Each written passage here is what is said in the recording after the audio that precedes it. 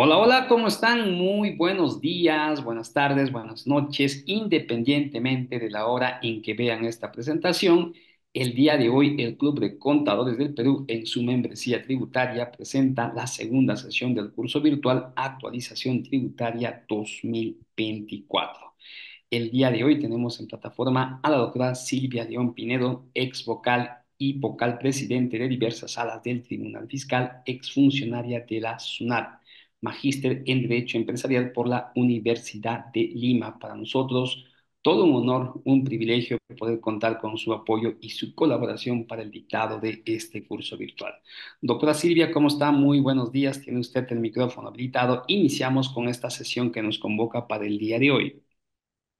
Muy buenos días, Edu. Muy buenos días con todos. Un placer estar aquí nuevamente con ustedes para tratar los últimos temas, pues que la administración tributaria ha venido señalando, informando, aplicando. Y entonces vamos a tratar un poquito de entender de qué se trata todo este tema, cuáles son las consecuencias, ¿correcto? Entonces, vamos a ver el día de hoy estos dos gran temas: sujetos sin capacidad operativa y perfil de cumplimiento tributario, ¿correcto? La idea sería, para mantener un orden, de repente que yo termine de explicar uno de los temas. El primero, por ejemplo, sujetos sin capacidad operativa. Hacemos las preguntas, las rondas respecto de este tema y después sigo con el siguiente tema, perfil de cumplimiento tributario, ¿correcto? Entonces, ¿cómo es que van haciendo esta idea del sujeto sin capacidad operativa? Para ninguno de nosotros es ajeno que la administración tributaria en los últimos años estaba realizando fiscalizaciones sobre operaciones no fehacientes, tanto vinculados al impuesto a la renta como al impuesto general a las ventas, ¿no? Entonces, ¿qué pasaba en estas fiscalizaciones? Y ya sabíamos que las pruebas normales que decide presentar un contribuyente, pues no eran suficientes, ¿no? Si yo decía, yo contribuyente, señalaba que había recibido un servicio y presentaba el contrato, la factura, el pago, el registro, la declaración, pues igual podría terminar con una acotación por operación no fehaciente. ¿Por qué? Porque la administración indicaba que las pruebas no eran suficientes, que teníamos que haber presentado muchas más pruebas. ¿Qué pruebas? Pues la normativa no lo dice, ¿no? Y en la realidad lo que hemos visto es que la administración tributaria buscaba una trazabilidad documentaria. No que uno le cuente en un escrito de 100, 200 páginas cómo es que funciona su negocio, sino quería verlo en documentos, ¿no es cierto? Y eso era la trazabilidad documentaria. Quería pues que si nosotros, por ejemplo, habíamos comprado un insumo que iba a intervenir en la producción de un bien que a su vez después íbamos a vender, pues cómo me contacté con el proveedor, cómo entre los muchos que hay en el mercado escogía este, ¿no es cierto? Mails de coordinación. Una vez que ya decido contratar, quedarme con uno de estos proveedores, dónde está la orden de pedido, si decía 100 kilos, cuándo salieron esos 100 kilos, en qué vehículo, en qué placa, quién lo manejaba, el que lo manejaba estaba en la planilla del proveedor o era mi propio vehículo que recogía la mercancía, cuándo llegaba, quién lo recibía. De acuerdo al organigrama de la empresa, era la persona indicada para recibir la mercadería, estaba en planillas, dónde está su firma, si coincide o no con su DNI, una serie de información, ¿no es cierto? Y alguno de nosotros, tarde o temprano, nos habremos topado con ese tipo de fiscalizaciones muy difíciles de llevar a cabo porque implicaba pues un trabajo de hormiga, un trabajo del día a día de tener que ordenar las pruebas, porque no es que los contribuyentes no tengan las pruebas, lo que sucede es que no estamos haciendo las pruebas, preparando las pruebas, pensando en que la SUNAT va a venir a fiscalizarnos, ¿no? Entonces, un gran punto acá es que las empresas en general, independientemente del rubro que tengan, deben estar pensando que de aquí a 4 o 5 años va a venir la administración tributaria a revisar esta operación. Entonces, como cualquier tercero, va a querer conocer el negocio. Cuando no conoce, pues va a observar, ¿no? Entonces hay que explicarle de la manera más sencilla en qué consiste el negocio, cómo funciona, por qué trabajo de esta manera, ¿correcto? Entonces, no hay una definición de fehaciencia en la ley del impuesto a la renta, sí la hay en el IGB, y entonces de alguna manera se ha aplicado estos criterios al impuesto a la renta, ¿no? Entonces, ¿qué es lo que quiere la administración saber cuando fiscaliza por fehaciencia? Lo que quiere saber la administración tributaria es que aquella persona que aparece en la factura, que aparece en el comprobante de pago, indicando que es la que prestó el servicio, la que vendió el bien, pues efectivamente lo ha realizado. Entonces lo que necesita son coordinaciones con la empresa. Muchas veces los contribuyentes lo que indican es, sí, pero al final, si yo soy un exportador, por ejemplo, de verduras o frutas, al final yo he exportado, ¿no es cierto? Y para haber exportado necesito que alguien me haya vendido, que haya pasado por el proceso de pesado, limpieza, empacado. Sí, perfecto, dice la SUNAT. Yo no te estoy negando de que efectivamente se exportó, pero yo no veo que aquel que tú dices que te vendió la mercadería, aquel que tú dices que te prestó el servicio, efectivamente haya tenido algún tipo de relación contigo, ¿no? Entonces, ese es el tema. No interesa llegar al resultado. Ojo, no interesa llegar al resultado, interesa todo el proceso, ¿no? Si yo digo que Juan es el que me vendió, pues por lo menos debería tener algún mail de coordinación, debería tener algún trabajador que esté en planilla de Juan o algo que me vincule a Juan, ¿no? Entonces, eso es lo que busca la administración tributaria. Y entonces, si bien es cierto, de mi experiencia, muchos contribuyentes tienen la información, no la tienen pues lista como para presentar a la administración tributaria, no está ordenada, ¿no es cierto? Y son pocos los contribuyentes que realmente no cuentan con toda la infraestructura, los medios, como para prestar los servicios, ¿no? Si yo, contribuyente, decido contratar un servicio de transporte, pues mi proveedor no necesariamente tiene que ser el dueño de los vehículos, ¿no es cierto? Basta que demuestre que de repente los alquiló o qué sé yo, ¿no es cierto? Pero entonces, esa idea de la administración tributaria con la que algunas veces comienza de que el que me preste el servicio pues debe tener en su activo fijo esos vehículos no es cierta y uno le puede explicar, pero con pruebas. Entonces, es cierto que la administración tributaria en algunas situaciones se ha encontrado con este tipo de situaciones. El contribuyente, el proveedor, no cuenta con la infraestructura o bienes o estos no resultan idóneos para realizar las operaciones, ¿no? Si necesitamos un lugar para lavar estas frutas, estas verduras que yo les digo, bueno, de repente el proveedor directo no lo tiene, pero si ha subcontratado, pues esa otra persona la debería tener. O sea, debemos llegar a demostrar que alguien tiene la infraestructura, ¿no es cierto? Y que de alguna manera está vinculado. O no tiene activos, o estos no resultan idóneos para realizar las operaciones. No tiene personal, o este no resulta idóneo para realizar las operaciones. Por lo menos alguna persona debe haber que preste el servicio, ¿no?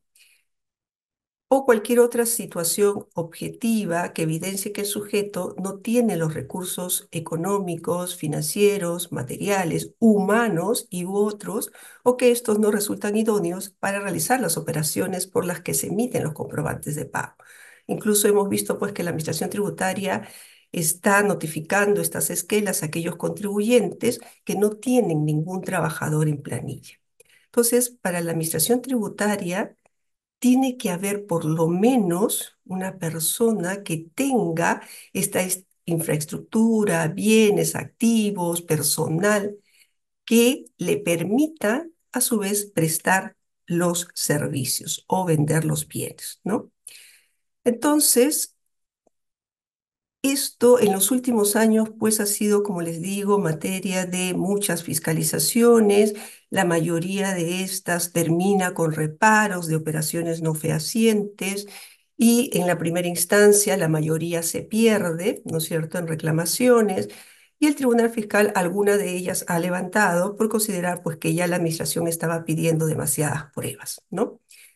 Entonces, lo que necesita la administración es ver pues que hay suficiencia, razonabilidad, proporcionalidad de los recursos económicos, financieros, materiales, humanos y otros empleados por el sujeto para realizar las operaciones que dice que está realizando, ¿no es cierto?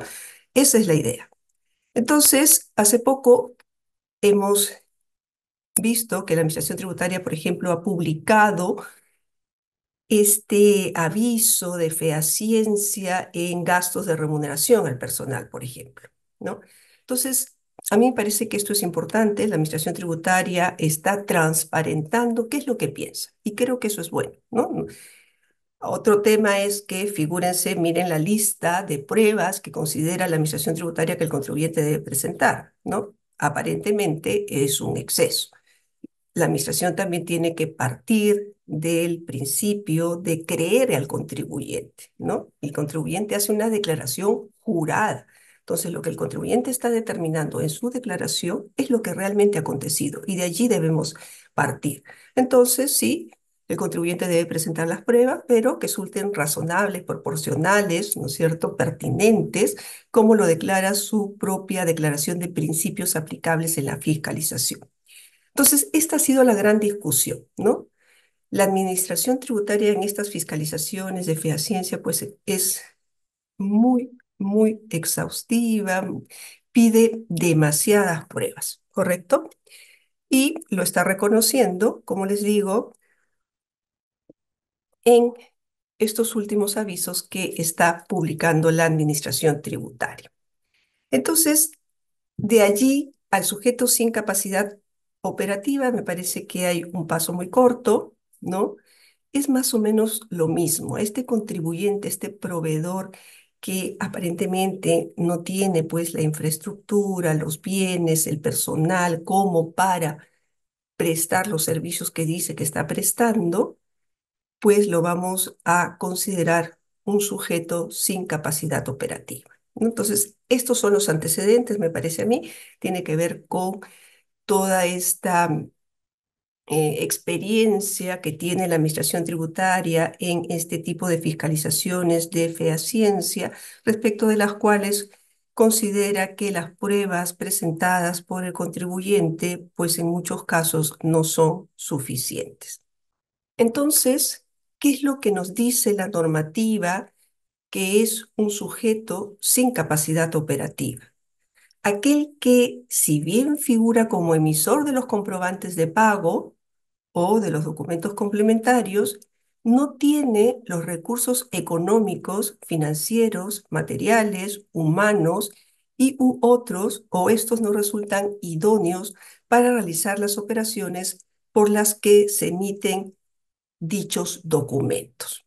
Entonces, esto es, ¿no? Si se dan cuenta, es lo mismo de esta experiencia previa que hemos venido teniendo sobre estas fiscalizaciones de operaciones no fehacientes.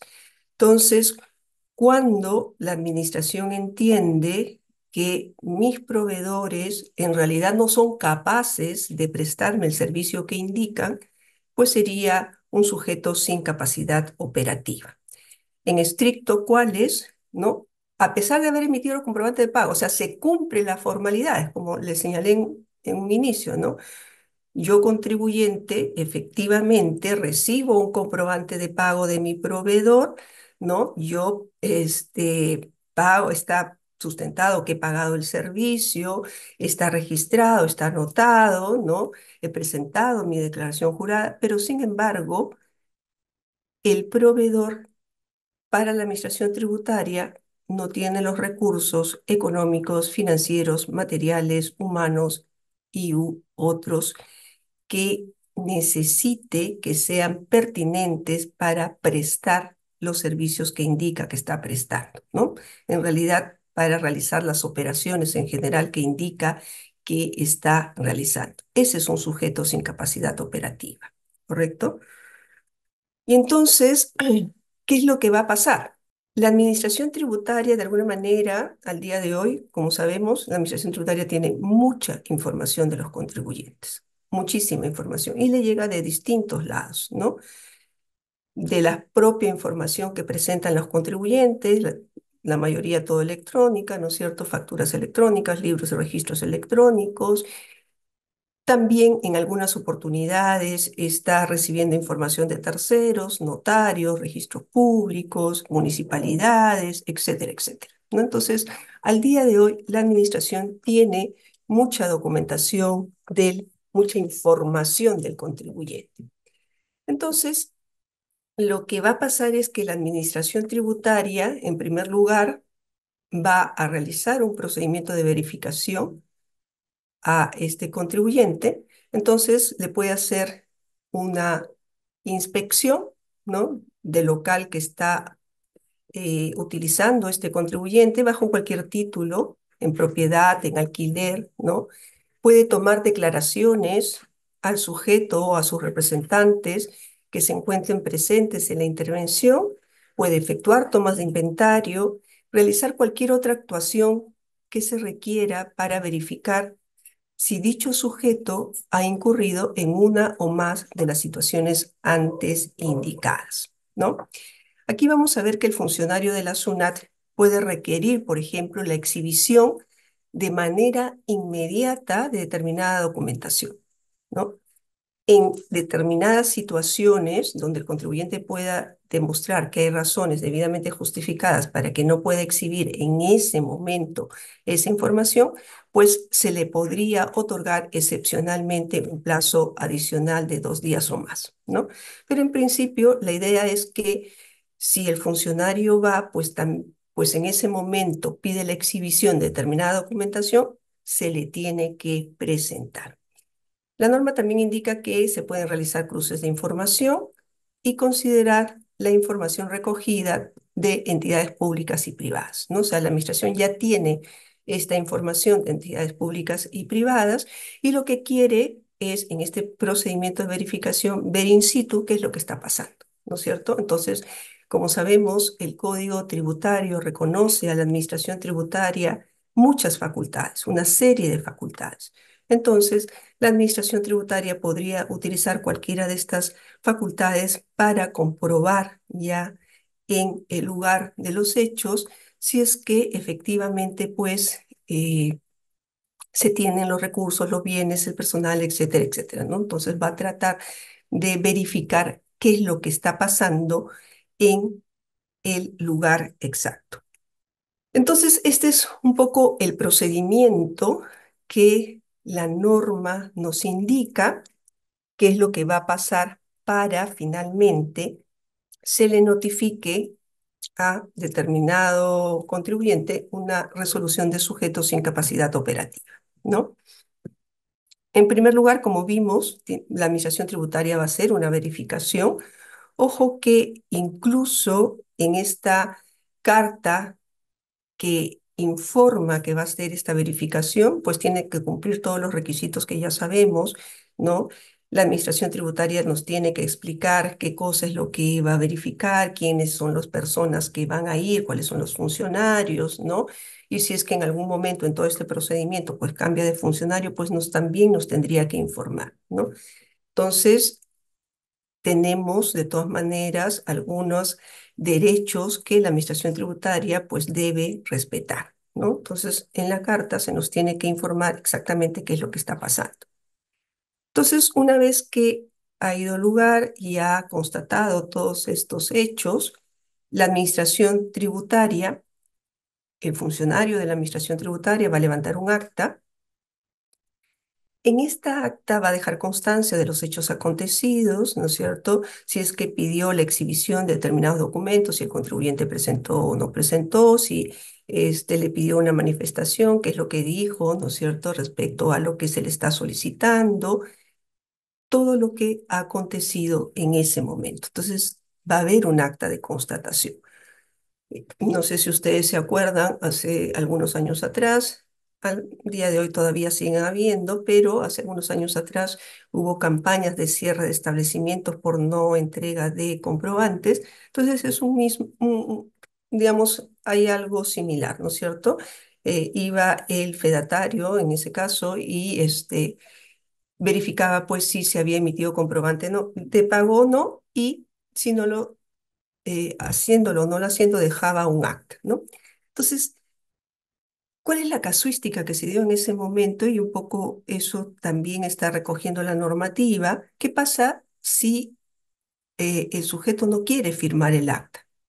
Pues el acta sigue teniendo validez, ¿no es cierto? Simplemente el funcionario de la administración dejará constancia de que no se quiso firmar el acta y el acta sigue teniendo validez.